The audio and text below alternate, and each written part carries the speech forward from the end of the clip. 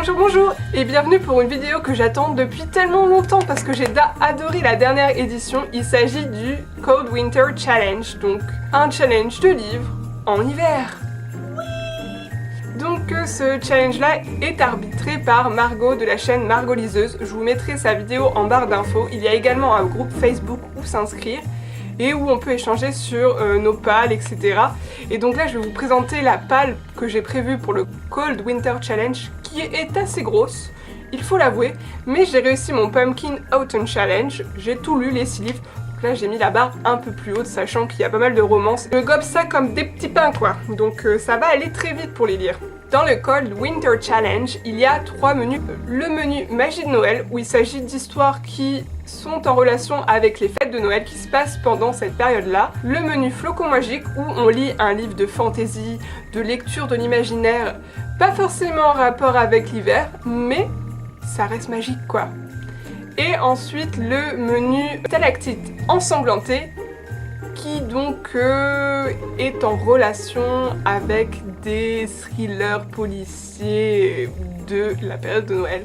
Donc voilà, vous en doutez, moi j'ai pris juste les 2 premiers menus, le 3e je l'ai jarté. Déjà je n'ai pas de livres qui correspondent à cela dans ma pale, donc de toute façon j'ai déjà tenté l'année dernière un thriller de Noël et ça n'a pas fonctionné, donc on va s'arrêter là pour cette année, hein. On va tenter des choses cocooning cette année. Donc je vais commencer par vous présenter la pale qui concerne le menu Magie de Noël et donc on commence maintenant. Un livre que j'avais dans ma pale depuis pas très longtemps parce que je l'avais exprès acheté pour ce challenge.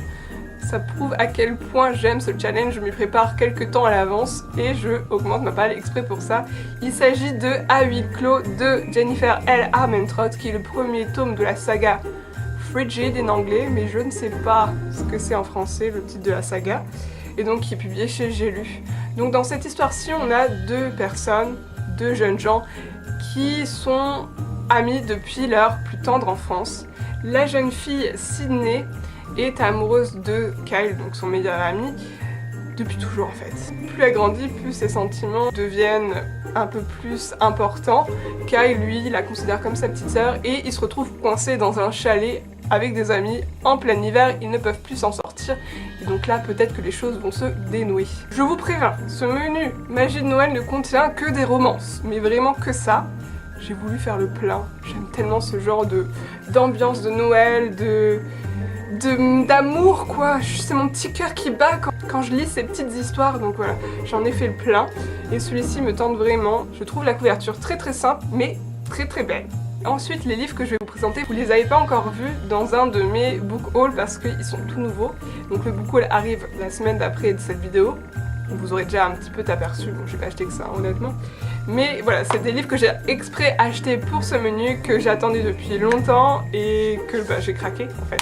Le premier que je vais vous présenter, il s'agit de La danse hésitante des flocons de neige, qui est écrit par Sarah Morgan et qui est publié chez Les Harlequins dans leur collection H. Donc ce livre aussi, ça fait un bout de temps que je le vois sur les réseaux sociaux, en librairie, en fait la couverture est tellement choupinette en plus. Donc comme je dis, c'est encore une romance.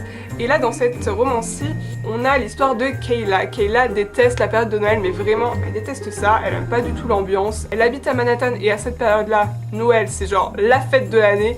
Tout le monde est dehors, il y a plein d'illuminations partout, c'est vraiment la fête totale. Et elle en peut plus là, Manhattan, elle en veut pas, elle aime pas ça. Donc quoi de mieux que de s'enterrer sous le travail, de prendre plein de boulot. Et donc elle décide de partir parce que un de ses boulots lui demande d'aller restaurer une station de ski beaucoup plus loin. Et donc elle va faire ça. Sauf que quand elle rencontre le gérant de la station de ski, qui bien sûr est très attirant, et toute sa famille très rigolote, très familiale, elle se dit qu'elle a peut-être pas fait le bon choix. Donc voilà, ça a l'air d'être une petite romance sympathique. C'est une petite trilogie qui porte sur tous les frères de la famille que Kayla va rencontrer. Là on a le plus vieux qui s'appelle Jackson. Et après on en a un qui se passe en été et un autre qui se repasse en hiver. Donc je pense que ça va faire comme pour la ronde des saisons. Je vais me les garder pour chaque saison. Ça va être tout simple, ça va être efficace je pense. Ensuite, petit recueil de nouvelles pour la période de l'hiver. Il s'agit de Y aura-t-il trop de neige à Noël, écrit par toute une palette d'autrices françaises qui font partie de la Team Romcom. Donc nous avons Isabelle Alexis, Tony Béard, Adèle Bréau, Sophie Henrionnet, Marianne Lévy, Marie Vareille. J'espère que je ne me suis pas trompée dans les noms, ou je les ai bien prononcés. Tout ce petit monde écrit pour Charleston, donc les éditions. Et je trouvais ça l'idée super sympathique, des petites nouvelles de Noël. Elles sont au nombre de 12, mais en fait c'est la même histoire deux fois, une fois le jour de Noël et une fois, je crois que c'est un an après. Donc on retrouve les mêmes personnages sur les deux nouvelles. Et je trouve ça vraiment l'idée pas mal. Et puis voilà quoi, c'est l'air d'être rigolo. Je vais pas vous faire le résumé parce qu'il est vraiment bien dit derrière. Et ça ferait un peu trop long à lire. Mais voilà, ça a l'air des petites romances hyper sympathiques pour Noël. C'est vraiment tout petit, ça va être vraiment rapide à lire. Donc voilà. Je l'ai acheté, ça m'a fait craquer quand j'étais à la Fnac. Ensuite, un livre qui n'est pas encore sorti mais que j'ai déjà commandé et que vous allez du coup voir dans mon prochain book haul, s'il est bien arrivé. Il s'agit de l'édition spéciale de J'ai lu pour l'hiver qui te fait acheter 2 livres pour 6,50 €. Et donc dans ce livre-ci, on a Nuit de Noël à Friday Harbor de Lisa Kleypas et Coup de foudre en Alaska d'Addison Fox. Et donc tout ce petit monde, comme je vous l'ai dit, est publié chez J'ai lu. Quand j'ai vu ça, 2 romances pour le prix de 6,50 €, j'ai pas craché sur la soupe, je l'ai direct précommandé. En plus, Nuit de Noël à Friday Harbor, et je voulais le commander, j'étais tombée sur le téléfilm, je crois l'autre jour. Dans cette histoire-ci, on retrouve l'histoire d'une petite fille qui, à la suite du décès de sa mère, elle parle toujours pas. Et à la suite du coup de ce décès, elle est éveillée par son oncle qui sait du coup pas quoi faire pour aider à cette petite fille à s'en sortir. Et un beau jour, cette petite fille tombe sur le magasin de jouets de Friday Harbor et qui est tenu par une jeune veuve très sympathique mais qui n'a plus du tout foi en l'amour. Et bien sûr, l'oncle et la jeune veuve, on sans doute, vont développer une petite histoire d'amour. Et le petit plus dans cette histoire, c'est qu'il y a une petite fille qui souffre et je trouve ça tellement mignon. Donc voilà, ça va être un petit roman cocooning, je pense, ça va être plein de bons sentiments et j'aime beaucoup ce que fait Lisa Kleypas, donc notamment sur la ronde des saisons. Donc voilà, je pense que je vais adorer et ça va être cool. Donc dans Coup de foudre en Alaska, je me souviens plus trop de quoi ça parle parce que à la base c'était pas celui-là que je cherchais à avoir, c'était plus le premier.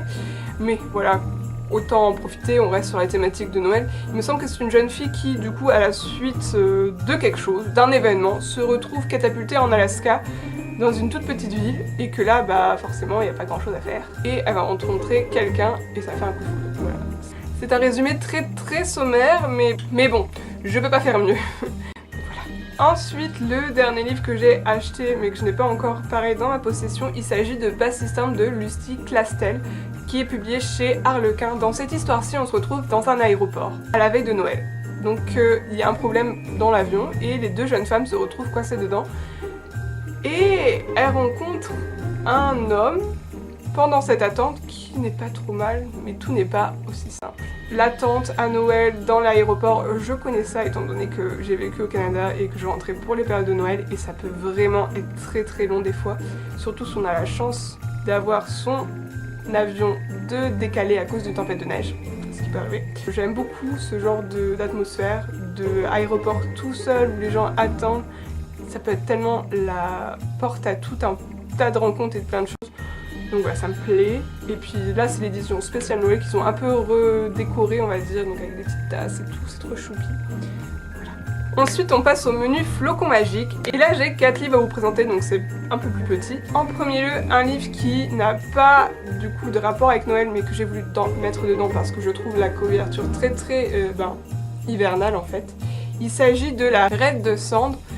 Premier tome de la trilogie du Tearling, écrit par Erika Johansen, anciennement la reine du Tearling aux éditions J.C. Lattès, et je ne sais pas pourquoi les éditions du livre de poche ont décidé de changer le nom, je ne sais pas trop. La preuve, je pensais que c'était un autre livre quand je l'ai acheté, puis j'ai vu, c'est bizarre, le nom de l'auteur me dit quelque chose, Tearling ça me dit quelque chose aussi, et puis là derrière, ils te mettent que effectivement c'était anciennement au nom de la reine du Tearling chez J.C. Lattès, et tu fais ah ok, il est sorti en poche, intéressant. Donc dans cette histoire-ci, on retrouve l'histoire de Kelsey qui a grandi en exil au loin de la cour dans laquelle elle est née à la suite de la mort de sa mère. Son oncle est devenu un tyran et elle va chercher à reconquérir son trône par tous les moyens. J'ai pas voulu en savoir plus, histoire de reconquête de trône, héroïne hyper forte. Voilà, ça me suffit, je trouve que ça sera aussi parfait pour l'hiver, des femmes fortes. et bien décidées à reconquérir ce qu'elles doivent. Ensuite, un livre que ça fait longtemps que j'ai dans ma palle mais que je n'ai toujours pas ressorti et que je trouve se prête parfaitement à la saison hivernale. Il s'agit de Poison, Charme et Beauté, qui est l'intégrale écrite par Sarah Pinsborough et qui revisite tous les contes de Blanche-Neige, Cendrillon et La Belle et la Bête. Donc voilà, Blanche-Neige, Neige, Flocon Magique, Cold Winter Challenge, on comprend la liaison. Donc j'avais l'édition intégrale qui je crois était pour aussi une édition collector de Noël et je la trouve très jolie. C'est en passant très brillante comme vous pouvez le voir. Donc voilà, là je sais pas si je vais lire juste Poison et me garder les autres ou si je vais lire l'entièreté, je ne sais pas encore, mais je vais lire au moins un, c'est sûr. Ensuite j'ai décidé de piocher dans un de mes livres très nombreux de ma palle numérique. Il s'agit des Épées de glace, Olivier Gay, le premier tome, Le sang sur la lame. Si je l'ai pris, c'est parce qu'on est toujours dans un contexte de hiver, mais cette fois-ci fantasy, avec la glace. Et dans cette histoire-ci, une jeune femme a été assassinée. Sa meilleure amie décide de s'allier à un guerrier de la garde, je crois qu'il est de la garde, pour découvrir le fameux meurtrier. Et ils vont devoir s'aventurer pour cela très haut dans le nord de leur pays et se retrouver confrontés à diverses choses. J'en sais pas plus, je veux pas en savoir plus.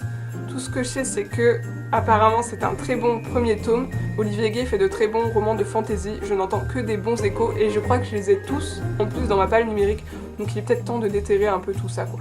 Ensuite, le dernier tome de cette palle, il s'agit du deuxième tome de la saga Animal de Victor Dixon, La Reine des Neiges. Dans le premier tome, si vous vous souvenez bien, on avait l'histoire de Blonde. Blonde qui était une jeune fille qui vivait dans un couvent et qui, un beau jour, apprend qu'elle avait peut-être un sorte d'héritage des pouvoirs qui apparaissent. Et donc on va apprendre son histoire. Le premier tome était une revisite de l'histoire de Boucle d'Or et les Trois Ours. Là, on a la revisite de La Reine des Neiges. Donc j'en attends que du bien. J'avais bien aimé le premier, c'était pas non plus l'histoire du siècle, mais c'était bien sympathique. Et là, j'ai hâte de voir ce que va nous concocter Victor Dixon pour ce deuxième tome.